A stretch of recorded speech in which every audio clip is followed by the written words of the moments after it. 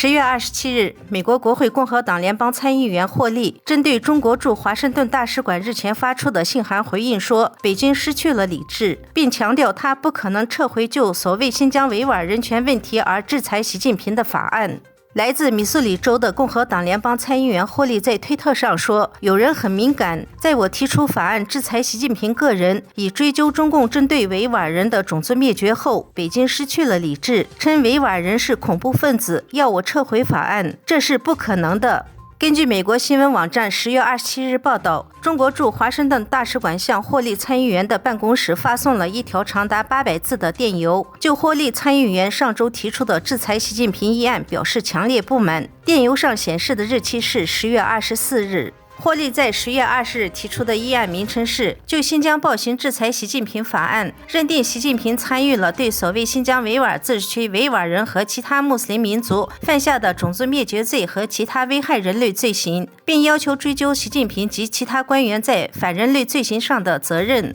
提出了要对习近平和其他中共官员实施马格尼基斯制裁措施，包括冻结资产和禁止入境美国。美国国会中期选举将在下月8号举行。根据多项民调显示，预计共和党很有可能赢得众议院。共和党人已不止一次表示，将在重掌众议院后对中国采取积极强硬的政策。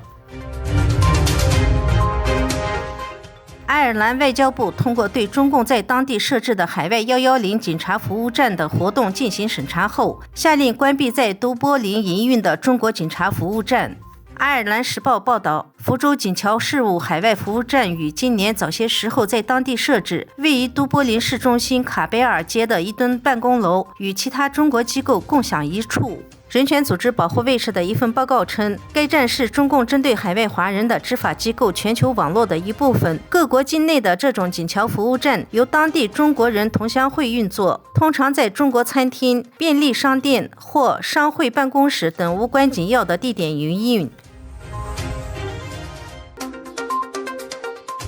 加拿大国会近日举行听证会，有中国问题研究专家强调，政府需要通过强有力的法案，遏制中共常年通过统战部的渗透活动。10月25日，国会加中关系委员会举行了听证会，聚焦中共对加拿大的干预和影响，呼吁政府要有力的反击。媒体披露，中国通过统战部对怀疑加拿大人威胁，并对媒体、文化机构、商业、学术及政治团体进行渗透。他们还诱惑加拿大退休公职人员，使其成为中国代理人。加拿大朝野都呼吁政府在对华外交上应该保持清醒的强硬态度。